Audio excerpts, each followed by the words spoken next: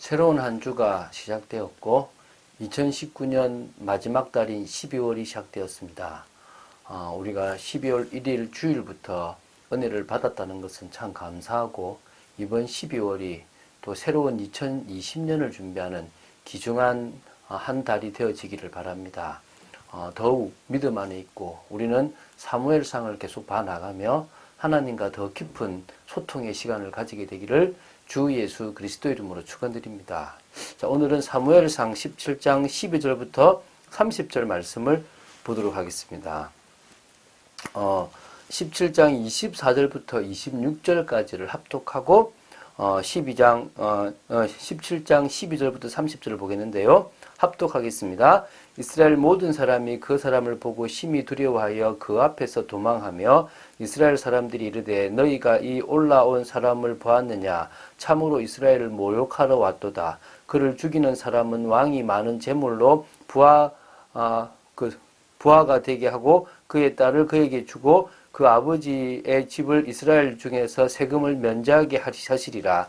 다윗이 곁에 서 있는 사람들에게 말하여 이르되 이 블레셋 사람을 죽여 이스라엘의 치욕을 제거하는 사람에게는 어떠한 대우를 하겠느냐. 이 할례 받지 않은 블레셋 사람이 누구이기에 살아계시는 하나님의 군대를 모욕하겠느냐. 아멘. 이런 믿음 있게 되길 바랍니다. 자, 사무엘상 17장 1절부터 11절을 지난주 토요일 마지막으로 봤는데요. 그 전쟁의 상황을 골리앗이 주도했습니다. 이제 12절부터 30절 이뿐만 아니라 계속 다윗이 이 전쟁의 상황을 주도해 나가는 모습이 나옵니다. 다윗의 이 전쟁터 방문과 골리앗이 이스라엘을 모욕하는 이 소리를 듣고 의분을 가졌던 이 다윗이 출전 의사를 표명하게 됩니다. 내가 나가겠다는 겁니다. 그것은 좋은 걸 받는 게 아니라 뭐 하겠다는 겁니까? 할례 받지 못한 사람을 놔두면 안 된다는 거겠죠. 한번 보도록 하겠습니다.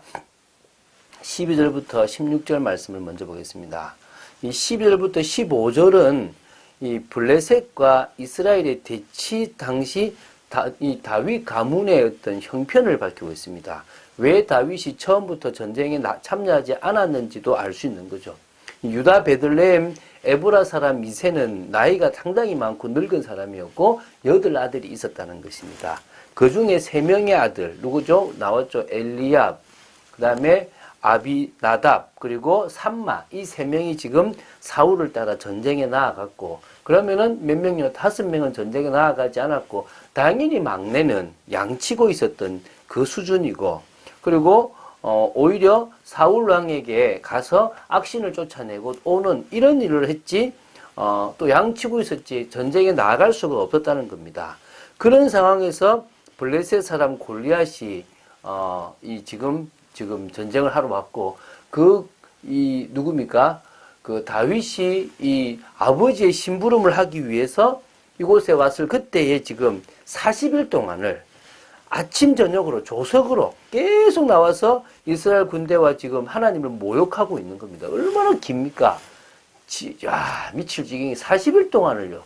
아무 싸움도 못하고 지금 이러고 있는 겁니다. 자, 17절부터 19절 말씀을 보겠습니다. 이새가 다윗을 이렇게 이렇게 어디다 보내냐면 싸움을 나간 3명의 형들에게 보내는 겁니다. 그때 뭐냐면 볶은 곡식 한 네바 한 23리터 꽤 양이 많죠. 떡 한 덩이를 가지고 이제 뭡니까? 이제 그 진영에 이제 가지고 가게 한 겁니다. 그리고 이제 치즈 10덩이는 그들이 담당하고 있는 천부장에게 주라고 그러고 형들의 안부가 어떻는지를 살펴보고 뭘 가져오라고 합니까? 증표를 가지고 오라고 합니다. 증표. 그럼 무슨 증표일까 보면 아마 형들의 어떤 서신을 가지고 오라 이런 의미가 아니겠나 싶은데요. 이때 그렇게 보낼 그때에 사울과 그들과 이스라엘 모든 사람들은 엘라 골짜기에서 블레셋과 딱 대치 중인 상태에 그대로 지금 40일이 지났던 겁니다. 자, 20절부터 23절을 보도록 하겠습니다. 다윗은요, 아버지의 말씀에 그대로 순종해서 아침 일찍 일어나서 양을, 자기가 지킨 이 양을 양 지키는 자에게 이제 맡깁니다. 그 양치기 말고 양 지키는 자들이 또 있었거든요. 거기다가 양을 맡기고 지금 자기는 이제 전쟁터로 가고 있는 겁니다. 그러니까 어찌 보면 알아서 하겠지가 아니라 자신에게 맡겨진 일을 최선을 다하고 또 이렇게 참 규모가 있는 그런 사람이 누구였냐? 다윗이라는 것을 알 수 있겠죠, 그죠? 물론 뭐 대단한 다윗은 아닙니다. 누구나 그 당시에 양치는 사람이라면 자기 양을 맡기는 것은 당연하겠죠, 그죠? 자, 그리고 이제 뭐냐면 이 시편 78편 70절 72절 보면 양을 너무 잘 쳐서 나중에는 이스라엘을 맡겠다는 표현이 있는데, 그래도 이 다윗은 다른 사람보다도 더 양을 치는데 최선을 다했다는 모습도 사실은 있습니다. 자, 이제 전장에 가보니까요. 마침 군대가 전장에 나와서 막 싸우려고 막 고함치고 막 하고 있는 겁니다. 이 양군이 딱, 양 군대가요. 전열을 벌이고 서로 대치 상황을 딱 하고 있는 겁니다. 그때, 자신의 짐을 그 군대에서 짐 지키는 자, 뭐 군수 물자를 담당한 자라고 하겠죠. 거기다가 맡기고, 왜냐면 뭐 이상한 사람인지 아닌지 검사했을 거 아닙니까? 맡기고 이제 딱 그 표를 받고 이제 군대로 가서 형들에게 문안도 하고, 또 이제 거기서 이제 이야기를 하고 있습니다. 형들과 이야기하고 있을 그때에 블레셋 사람 골리앗이 마침 나와가지고 40일 동안 했던 말을 또 하고 있는 겁니다. 하나님을 모욕하고 있는 겁니다. 다윗이 그 소리를 들은 겁니다. 이게 이제 하나님이 하시는 거잖아요. 누가 이 소리를 듣느냐? 하나님의 이름이 땅에 떨어지고 이스라엘이 모독받고 있는데 그 말을 그 많은 병사들이 듣고도 힘 있는 장수들이 못 나가고 있는데 이 어린 소년, 20세도 안 되는 소년 다윗이 그 말을 듣고 지금 의분을 가지게 되었다는 거예요. 자, 24절부터 27절을 보면요. 자, 이 반응이 다릅니다. 자, 골리앗이 그 소리를 막 모욕하는 그 소리를 들을 때 이스라엘 모든 사람들은요, 심히 두려워하고 그 앞에서 도망했다는 겁니다. 그리고 뭐라 그러냐니까, 너희가 이 올라온 사람을 보았느냐? 참으로 이스라엘을 모욕하러 왔도다. 그를 죽이는 사람은 왕이 많은 재물로 부하가 되게 하고 또 그의 딸을 그에게 주고 또 그 아버지의 집을 이스라엘 중에 세금을 면제하는 많은 혜택을 준다다. 그런데 누가 나가겠냐? 지금 자기 목숨 죽게 됐는데 못 이길 건데. 다윗이 그 소리를 들었습니다. 이 블레셋 사람을 죽여 이스라엘의 치욕을 제거하는 사람에게는 당연히 대우를 주는 게 당연한 거 아니냐. 지금 이거는 하나님을 높이는 일이다. 이 할례받지 않은 블레셋 사람이 누구이기에 살아계신 하나님의 군대를 모욕하느냐. 당장 나가서 죽게 될 거 아니냐. 반응이 다르잖아요. 대부분의 이스라엘 백성들의 그 군대의 반응과 다윗의 반응. 그러니까 못 나간 거죠. 40일 동안을. 백성이 전과 같이 말하여 그를 죽이는 사람은 이러이러하다고 계속 얘기를 하는 겁니다. 다윗은 지금 의분이 있는데, 근데 이 얘기를요, 28절부터 30절에 누가 들었냐면 큰형 엘리압이 들었어요. 그래서 이제 노를 바랍니다. 내가 어찌하여 이리로 내려왔느냐? 들에 있는 양들을 누구에게 맡겠느냐? 나는 내 교만과 내 마음의 완악함을 안다. 내가 전쟁을 구경하러 왔구나! 라고 얘기합니다.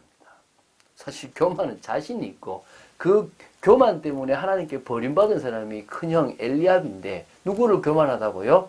막내 다윗을 교만하다고 하는 겁니다. 니 지금 양치러 가야지. 지금 여 왜 와 있냐? 이렇게 얘기하는 겁니다. 자, 이때 29절에 자신은 여기 구경하러 온 것이 아니라 아버지의 심부름을 왔는데 내가 여기에 온 이유가 분명할 뿐만 아니라 내가 저 소리를 듣고 화내는 것도 당연한 이유가 있다. 내가 지금 이분들하고 얘기하는 것이 당연하다. 이유가 왜 없냐라고 얘기를 딱 합니다. 자, 지금 다윗의 관심은요. 하나님과 이스라엘의 군대를 모욕하는 골리앗을 묻히는 겁니다.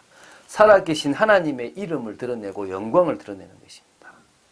많은 사람들이 먹고 사는데 생명에 관심이 있습니다. 근데 우리는 하나님의 뜻을, 하나님의 영광을 드러내는 일에 살아갑니다. 제가 실업인들이 있는 데서 한번 설교를 했는데요. 그들의 관심을 제가 보니까요. 돈이에요. 먹고 사는 거예요. 가망 없구나. 저들은 응답받기 어렵겠구나. 저들 속에 의분이 있다면 다를 건데 라는 생각이 들더라고요. 여러분 속에는 하나님 주시는 그 의분이 있게 되길 바랍니다. 자, 이번 주간에 하나님의 말씀을 따라간 아브라함에 대해서 봤습니다. 자, 하나님은 당신의 언약을 반드시 성취시키십니다. 그 언약을 성취하는 과정에서 하나님이 택한 사람이 누구냐? 아브라함입니다. 창세기를 볼 때 창조라는 사건, 타락이라는 사건, 홍수라는 사건, 바벨탑이라는 이 사건, 이 네 사건은요, 우리 이 세상을 이해하는 데 너무나 중요한 사건입니다. 타락, 홍수, 또 뭡니까? 그러니까 그 홍수라는 것은 네피림 시대, 그리고 뭡니까? 바벨탑. 이 세 시대는 지금도 계속 우리 이 세대를, 지금 이 시대를 무너뜨리는 핵심이 되어지는 겁니다. 하나님은 이 모든 것을 뒤집기 위해서 한 사람을 택했는데 그 사람이 바로 아브라함입니다. 근데 뛰어난 아브라함이 아닙니다. 대단한 아브라함이 아닙니다. 믿음이 좋은 아브라함이 아닙니다. 우상 숭배하던 그 가문에 있었던 한 사람을 택했습니다. 그리고 갈 바를 알지 못하는 그를 인도하여 가나안에 오게 했습니다. 중요한 것은 그 말씀을 따라서 아브라함이 인도받아 왔다는 것입니다. 우리 역시도 하나님의 분명한 계획과 뜻이 있는 사람임을 기억해야 될 줄로 믿습니다. 언약과 통하는 인생. 그래서 우리 한 사람이 바로 선다면, 우리를 통하여 언약을 따라서 올바른 시작이 되어진다면 그 어떤 것도 못할 것이 없는 줄로 확신합니다. 그런 축복을 누리는 저와 여러분 되시기를 주 예수 그리스도 이름으로 축원드립니다. 주는 그리스도시요 살아계신 하나님의 아들이심을 고백합니다. 말씀 따라가기를 간절히 소원하며 언약 따라가기를 간절히 소원합니다. 지켜주시고 인도하시고 역사하여 주시옵소서. 정말 다윗처럼 하나님의 이름이 땅에 떨어지고 모욕받는 것에 대해서 의분을 가지고 당연히 저를 물찌르는 것이 당연한 것이 아니냐, 또 아버지 하나님 그 형을 향하여 내가 왜 이유가 없겠냐라고 했던 것처럼 저희들이 이유 있는 인생, 당당한 인생, 하나님의 뜻을 이루는 인생으로 삼아 주시옵소서. 그런 축복의 한 사람 되기를 간절히 소원합니다. 주 예수 그리스도 이름으로 기도드립니다. 아멘.